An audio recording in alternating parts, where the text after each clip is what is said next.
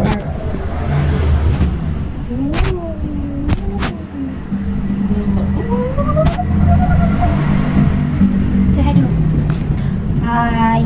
Assalamualaikum warahmatullahi wabarakatuh. Selamat malam. Perkenalkan, nama saya Safira Nisa Pudungke dari jurusan Pendidikan Guru Sekolah Dasar Fakultas Ilmu Pendidikan kelas 1D dengan NIM 151422164. Baiklah, pada malam hari ini saya akan menjelaskan materi dari kelompok 7 tentang pembinaan disiplin dan perilaku pada anak.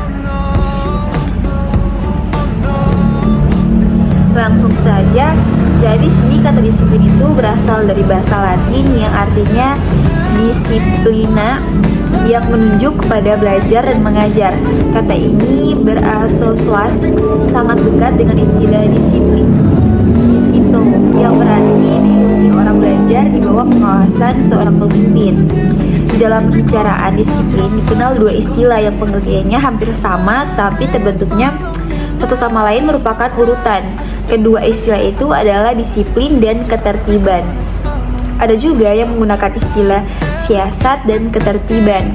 Di antara kedua istilah tersebut terlebih dahulu terbentuk pengertian ketertiban baru,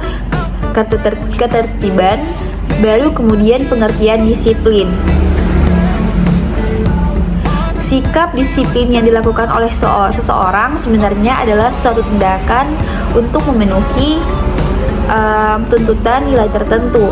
Nilai-nilai tersebut diklasifikasikan menjadi: pertama, nilai-nilai keagamaan atau nilai-nilai kepercayaan, dan yang kedua, nilai-nilai tradisional, ketiga, nilai-nilai kekuasaan, keempat, nilai-nilai subjektif, kelima, nilai-nilai rasional. Nah, disiplin kelas merupakan hal yang esensial terhadap terciptanya perilaku tidak menyimpang dari ketertiban kelas. Dalam semangat pendekatan pendidikan disiplin hendaknya memiliki basis kemanusiaan dan prinsip-prinsip demokrasi.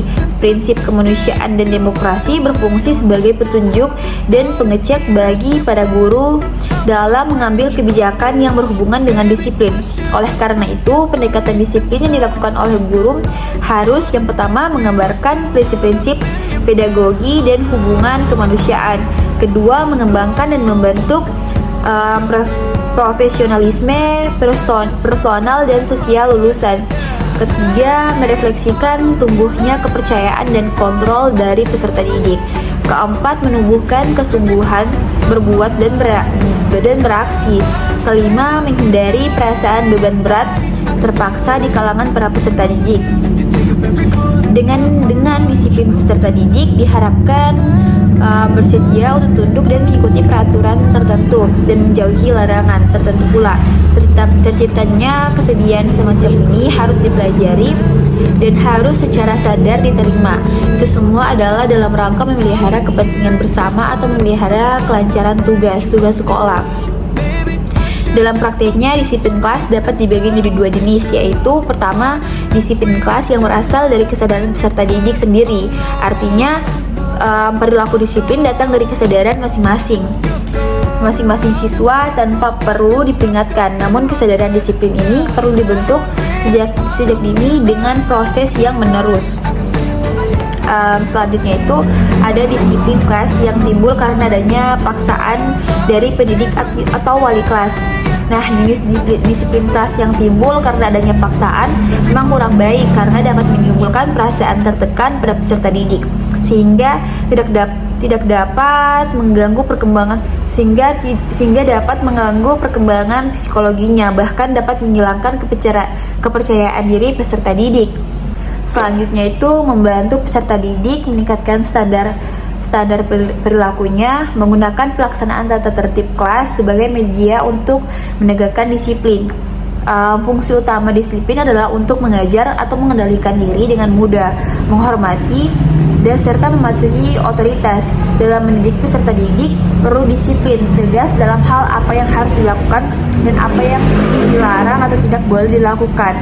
Nah, jadi disiplin ini juga perlu dibina pada peserta didik agar mereka dengan mudah dapat meresapkan pengetahuan dan pengertian sosial secara mendalam dalam dirinya mengerti dengan segera untuk menjalankan apa yang menjadi kewajibannya, mengerti dan dapat membedakan perilaku yang baik dan perilaku yang buruk, serta belajar mengendalikan keinginan. Baiklah, itu tadi penjelasan saya dari kelompok 7.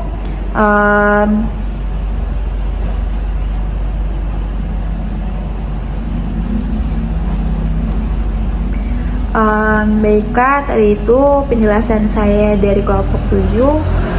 Mohon maaf apabila ada kesalahan kata dari saya, lebih dan kurangnya mohon maaf. Wabillahi taufiq wal hidayah. Wassalamualaikum warahmatullahi wabarakatuh.